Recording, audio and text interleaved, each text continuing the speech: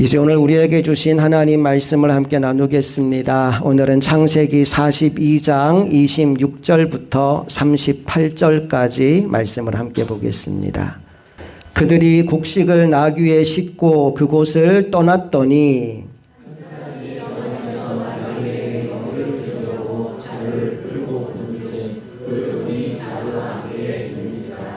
그가 그 형제에게 말하되 내 돈을 도로 넣었도다. 보라 자루 속에 있도다. 이에 그들이 혼이 나서 떨며 서로 돌아보며 말하되 하나님이 어찌하여 이런 일을 우리에게 행하셨는가 하고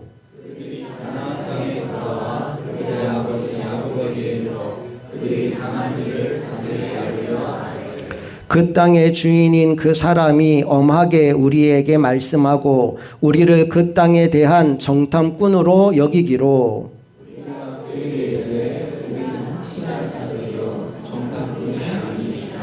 우리는 한 아버지의 아들 12형제로서 하나는 없어지고 막내는 오늘 우리 아버지와 함께 가나안 땅에 있나이다 하였더니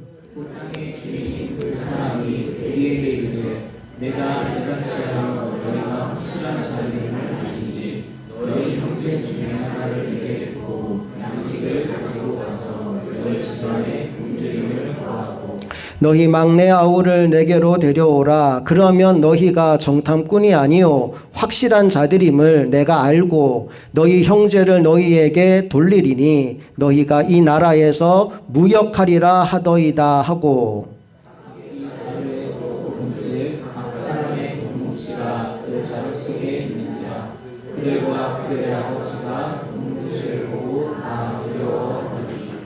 그들의 아버지 야곱이 그들에게 이르되 너희가 나에게 내 자식들을 잃게 하도다.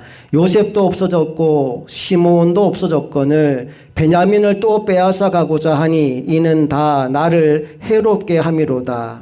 그들이 그의 아버지에게 말하여 이르되 내가 그를 아버지께로 데리고 오지 아니하거든 내 그 아들을 죽이소서. 그를 내 손에 맡기소서. 내가 그를 아버지께로 데리고 돌아오리. 함께 읽습니다. 야곱이 이르되 내 아들은 너희와 함께 내려가지 못하리니 그의 형은 죽고 그만 남았습니다. 만일 너희가 가는 길에서 재난이 그에게 미치면 너희가 내 흰머리를 슬퍼하며 스올로 내려가게 함이 되리라. 아멘. 오늘은 당신은 변화되었습니까? 라는 제목으로 하나님 말씀 나눕니다. 옆 사람과 한번 인사해 볼까요? 당신은 변화되었습니까? 한번 물어보십시오. 어떻게 변화되었습니까? 또 하나도 안 변하셨습니까?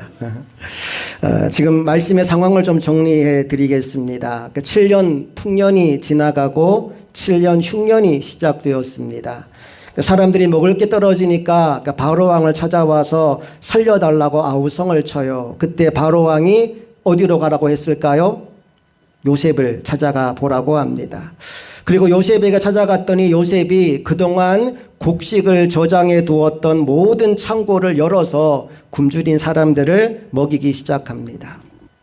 이제 그 소문이 주변의 여러 나라로 퍼져갑니다. 그리고 가나안 땅에 살고 있던 야곱에게까지 이 소문이 들려왔어요. 당시 가나안 땅에도 흉년이 찾아왔기 때문에 먹을 것이 없었거든요. 그래서 야곱이 자기 아들들을 불러서 이렇게 말합니다. 너희들 왜 가만히 있느냐? 애굽에 곡식이 있지 않느냐? 거기 가서 곡식을 사와라 라고 말이죠. 원래 야곱에게는 12명의 아들이 있었는데 지금은 11명밖에 없습니다. 사라진 아들이 누구일까요? 지금 애굽의 총리가 된 요셉입니다. 그런데 야곱이 이제 애굽으로 아들들을 보낼 때 그 11명을 다 보내는 것이 아니라 그 중에 한 명을 남겼대요.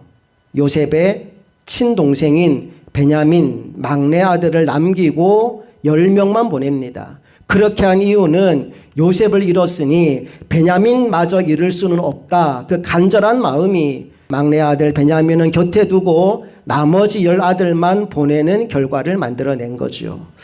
한편 애굽에 도착한 10아들은 그 나라의 총리를 만납니다. 그런데 총리가 자신들을 만나자마자 너무나 무서운 말을 하는 겁니다.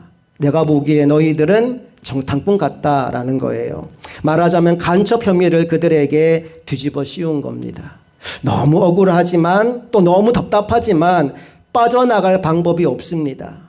이제 만약 여기서 그들이 제대로 대답을 하지 못하면 자신들의 목숨이 위태로운 상황을 만났습니다.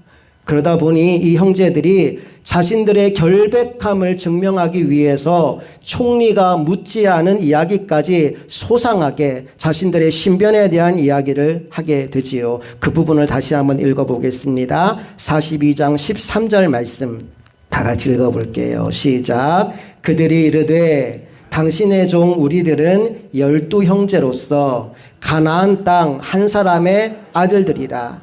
막내 아들은 오늘 아버지와 함께 있고 또 하나는 없어졌나이다. 형제들은 이렇게 말하면 총리가 그러냐 하고 넘어가 줄 줄 알았습니다. 그런데 총리가 아주 집요합니다. 아니야, 나 너네들 말 못 믿겠어. 내가 보기에 너네들은 정탐꾼이 맞아. 만약 너희들이 스스로 자신의 결백함을 증명하고 싶다면 빨리 돌아가서 막내 동생 데리고 와봐. 내가 그러면 믿어줄게 라고 말하는 겁니다. 그리고는 그들 모두를 3일 동안 가두어 버렸어요. 진짜 마른 하늘에 날벼락 같은 일을 만난 거죠. 자, 그런데 그 감옥 안에서 놀라운 일이 벌어집니다. 누가 먼저라고 할 것도 없이 형제들이 과거를 회상하면서 누구를 떠올릴까요? 20년 전에 자신들이 돈 받고 팔았던 동생 요셉을 떠올리는 겁니다. 그리고 지금 뭐라고 서로 이야기를 하느냐? 우리가 동생을 판 것 때문에 지금 벌을 받고 있는 것이다 라고 서로 이야기를 나눕니다. 그게 21절과 22절에 나왔거든요. 함께 읽어봅니다. 시작. 그들이 서로 말하되 우리가 아우의 일로 말미암아 범죄하였도다. 그가 우리에게 애걸할 때 그 마음의 괴로움을 보고도 듣지 아니하였으므로 이 괴로움이 우리에게 임하도다. 르우벤이 그들에게 대답하여 이르되 내가 너희에게 그 아이에 대하여 죄를 짓지 말라고 하지 아니하였더냐. 그래도 너희가 듣지 아니하였느니라. 그러므로 그의 핏값을 치르게 되었도다 하니. 그들이 막 뉘우치면서 서로 이런 대화를 나누고 있는데 옆에서 총리가 그 대화를 다 듣고 있어요.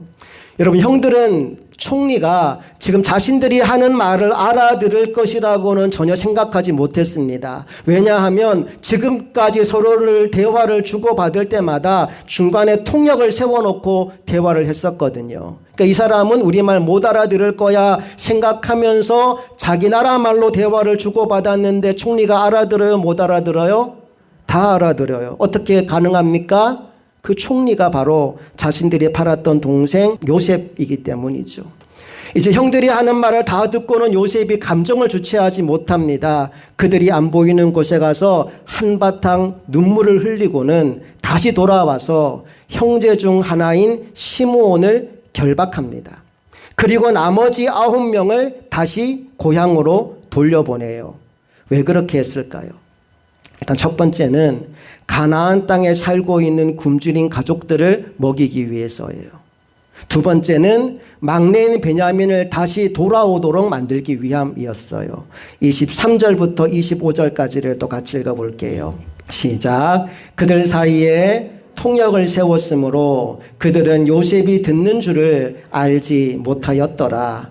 요셉이 그들을 떠나가서 울고 다시 돌아와서 그들과 말하다가 그들 중에서 시므온을 끌어내어 그들의 눈앞에서 결박하고 명하여 곡물을 그 그릇에 채우게 하고 각 사람의 돈은 그의 자루에 도로 넣게 하고 또 길 양식을 그들에게 주게 하니 그대로 행하였더라. 자, 오늘 본문의 이야기는 여기서부터 시작됩니다. 이제 9명의 형제가 함께 고향을 향해 가고 있는데 마음이 너무 무거워요. 아버지를 만나면 뭐라고 얘기를 하고 무슨 말로 설득하여 막내 베냐민을 데리고 와야 하나. 아무리 생각해도 할 말이 떠오르지 않는 겁니다. 그래서 걸어가는 내내 이렇게 말할까 저렇게 말할까 고민만 하면서 가나안 땅을 향해 가고 있었던 거죠. 그러다가 여관에 잠시 머무르게 된 형제들이 거기서 또 한 번 충격을 받습니다. 나귀에게 먹이를 주려고 자루를 열었는데 거기 뭐가 있었다고요? 돈이 들어있는 거예요. 자신들이 가져갔던 돈이 그대로 자루 안에 있는 겁니다.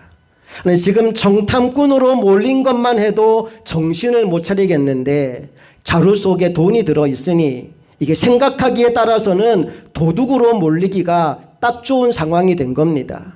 그래서 이제 완전히 혼이 빠질 지경이 되었어요. 그래서 형제들이 이런 말을 주고받습니다. 28절 다 같이 읽어볼게요. 시작. 그가 그 형제에게 말하되 내 돈을 도로 넣었도다. 보라 자루 속에 있도다. 이에 그들이 혼이 나서 떨며 서로 돌아보며 말하되 하나님이 어찌하여 이런 일을 우리에게 행하셨는가 하고. 잘 보세요. 이 형제들이 이제서야 누구를 찾아요?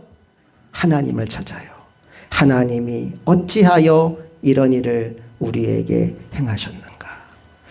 그들은 두려움 가운데 지금의 상황을 맞이합니다. 하지만 여러분, 사실 지금 이 상황이 이렇게 된 것은 요셉이 그 가족을 사랑했기 때문이고 요셉이 그 가족을 배려했기 때문입니다. 요셉이 형들을 돌려보내는데 그냥 돌려보내지 않아요. 곡식을 채워주었지요. 돈도 다시 넣어주었습니다. 그들을 힘들게 만들기 위해서가 아니라 그들을 배려하는 거였어요. 요셉이 지금 뭘 하고 있는 거냐 하면 시험과 동시에 은혜를 베풀어주고 있는 거예요. 그들의 마음을 알아보기 위해 시험하고 있지만 그들을 향한 사랑과 은혜 베풀기를 요셉이 지금 멈추지 않는 겁니다. 그런데 이건 하나님도 마찬가지입니다. 때로 하나님이 우리를 다루실 때가 있습니다. 때로 하나님이 우리에게 시험하실 때가 있어요. 그런데 하나님이 우리를 다루실 때에도 우리를 향한 은혜를 거두지 않으십니다. 우리가 죄 가운데 있는데도 숨쉬게 하십니다. 먹을 것을 주십니다. 붙들어 주십니다. 그 은혜가 우리를 회개로 이끌어 주는 거예요.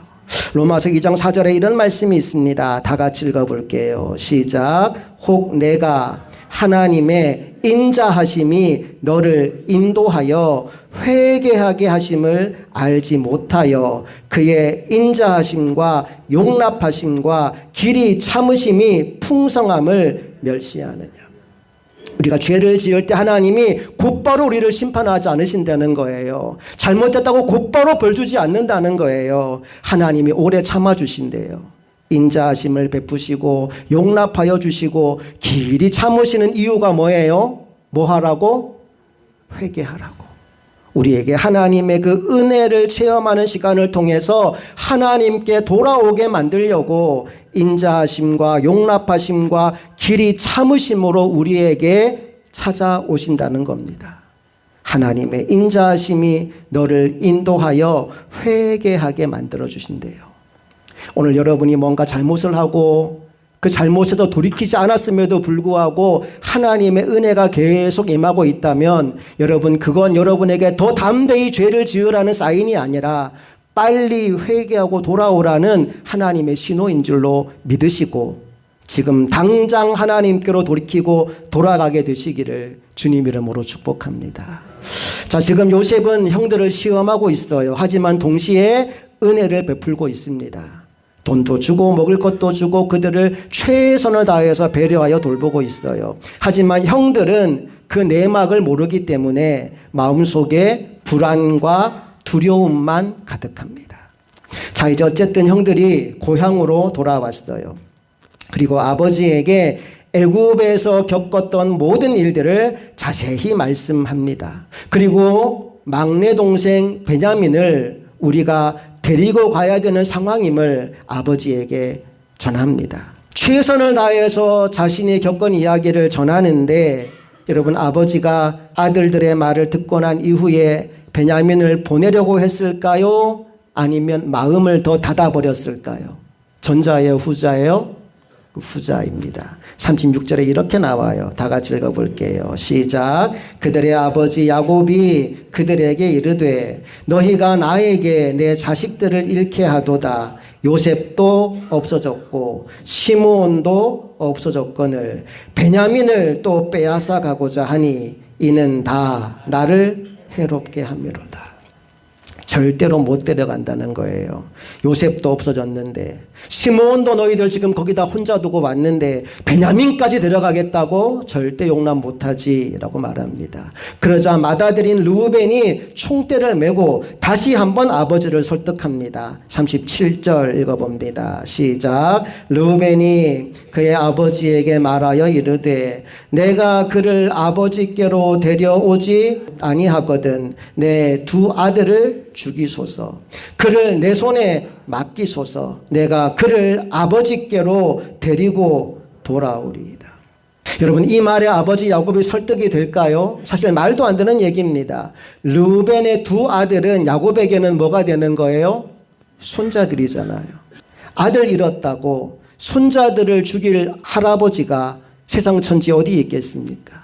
그래서 오늘 본문은 야곱이 마음을 바꾸지 않고 거절하는 것으로 끝이 납니다. 38절 마지막 절 읽어볼게요. 시작. 야곱이 이르되 내 아들은 너희와 함께 내려가지 못하리니 그의 형은 죽고 그만 남았습니다. 만일 너희가 가는 길에서 재난이 그에게 미치면 너희가 내 흰머리를 슬퍼하며 스올로 내려가게 함이 되리라.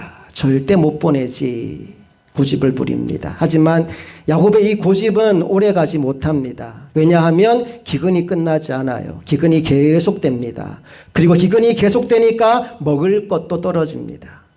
정말 이대로 있다가는 굶어 죽기 딱 좋은 상황을 맞이하게 됩니다. 그때 가서야 야곱이 뭐라고 말하느냐? 내가 자식을 잃게 되면 이르리로다 라고 말하고는 막내 베냐민을 보내줍니다. 우리 그 내용은 다음 시간에 다루도록 하고 오늘 본문을 통해서 하나님이 우리에게 주고 싶어하는 메시지가 무엇인지를 조금 더 깊이 생각해 보는 시간을 함께 가져봅니다. 여러분, 자, 오늘 본문을 보면서 여러분의 생각이 어땠는지를 먼저 물어보고 싶어요. 여러분들이 보시기에 요셉의 형들이 변화된 것 같습니까? 그 형들이 달라졌나요? 제가 볼 때 변화가 시작된 건 분명해요. 그런데 완전히 달라진 것 같지 않아요. 형들의 변화를 우리가 어디서 살펴볼 수 있느냐? 첫째, 형제를 대하는 태도가 달라져 있어요. 예전에는 동생을 버렸어요. 질투했고요. 시기했고요. 죽이려고 했어요. 하지만 지금은 달라요. 시므온이 붙잡히니까 그것을 그들이 더 이상 가볍게 여기지 않습니다. 어떻게든 자기 형제를 구해낼 마음을 먹게 됩니다. 형제를 대하는 태도가 달라진 거죠. 또 하나 달라진 게 있어요. 그들이 누구를 떠올렸을까요? 하나님을 떠올립니다. 아까 28절에서 자루에 돈이 있는 것을 보자마자 그들이 이런 이야기를 했거든요. 하나님이 어찌하여 이런 일을 우리에게 행하셨는가. 이 모든 일의 배후에 하나님이 계신다는 것을 그들이 알기 시작한 겁니다. 요셉이 그들을 가두어 두었던 사흘 동안 형제들이 20년 전에 요셉을 팔았던 일을 떠올리면서 회개를 하게 된 것도 하나님의 회개의 영이 그들 위에 임했기 때문입니다. 그래서 그들은 지금 하나님을 두려워하기 시작합니다. 하나님이 보고 계시고 하나님이 일하고 계신다는 사실을 그들이 어렴풋하게 느끼기 시작한 거예요. 하지만 그렇다고 해서 형들이 완전히 달라진 건 아닙니다. 앞으로 또 여러 가지 테스트를 거치면서 그 형제들이 완전히 변화되는 모습을 우리가 보게 될 텐데 아직까지는 아니에요. 아버지 야곱의 상황도 마찬가지입니다. 여전히 두렵습니다. 여전히 미숙합니다. 여전히 흔들립니다. 자기 아들, 막내 아들을 붙잡고 놓아주지 못해요. 인간적인 마음이 야곱의 마음을 붙잡습니다. 하지만 여러분, 변화는 시작되었어요. 어떻게 그게 가능했다고요? 하나님이 일하셨기 때문입니다. 기근을 보내셨고요. 만남을 준비하셨고요. 그들의 양심을 흔드셨고요. 마지막으로 그들의 죄를 기억나게 하셨습니다. 그렇게 한 걸음 한 걸음 하나님이 그들을 변화의 자리로 이끌어가고 있는 것을 오늘 성경은 우리들에게 보여줍니다. 사랑하는 여러분, 인간은 스스로 안 변합니다. 교육으로 안 되더라고요. 시간이 지나간다고 변하는 것도 아니고요. 결심한다고 달라지는 것도 아닙니다. 우리 안에는 여전히 자기 사랑이 너무 강합니다. 그래서 오늘 우리에게는 복음이 필요합니다. 여러분, 예수님은 단순히 우리를 격려하고 위로하기 위해 오신 분이 아닙니다. 죽은 심령을 살리러 오셨습니다. 돌 같은 마음을 깨뜨리기 위해 오셨습니다. 그래서 십자가는 두 가지 진리를 깨닫게 합니다. 첫째, 내가 얼마나 흉악한 죄인이었는지를 알게 합니다. 그런가 하면 또 하나, 나를 향한 하나님의 사랑이 얼마나 크고 놀라운지를 십자가는 알게 합니다. 내가 달릴 십자가에 하나님의 아들이 나 대신 달리셨잖아요. 그러므로 오늘 우리가 이 시간 십자가를 바라보면서 나를 구원하신 그 주님의 크신 사랑과 은혜를 다시 한번 깨닫고 감사하고 감격하는 이 시간 되기를 소망합니다. 그런가 하면 또 하나 우리가 기억할 게 있어요.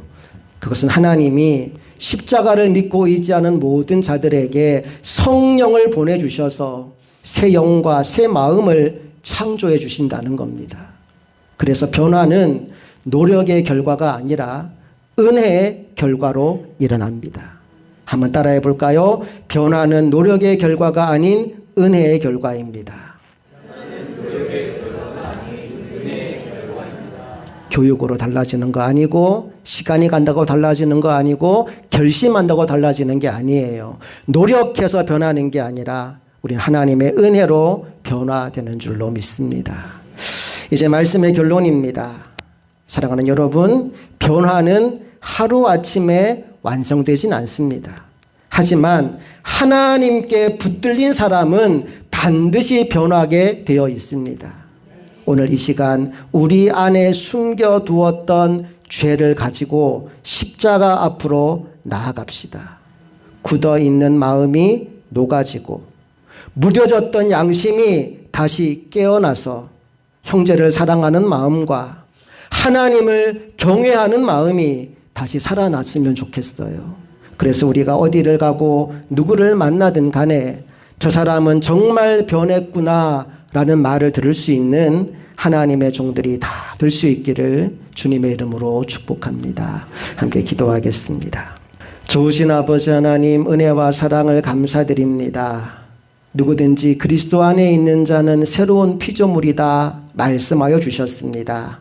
변화는 노력으로 되는 것이 아니라 그리스도 예수 안에 있을 때 은혜로 이루어지는 일인 줄로 믿습니다. 새로운 사람 되기를 원합니다. 변화되기를 원합니다. 나의 하나님을 만나고 내 인생이 변화되어 살아계신 하나님을 증거하는 인생으로 남은 평생을 살기를 원합니다. 주님, 우리의 남은 삶을 인도하여 주시옵소서. 우리 주 예수 그리스도의 이름으로 간절히 기도합니다. 아멘.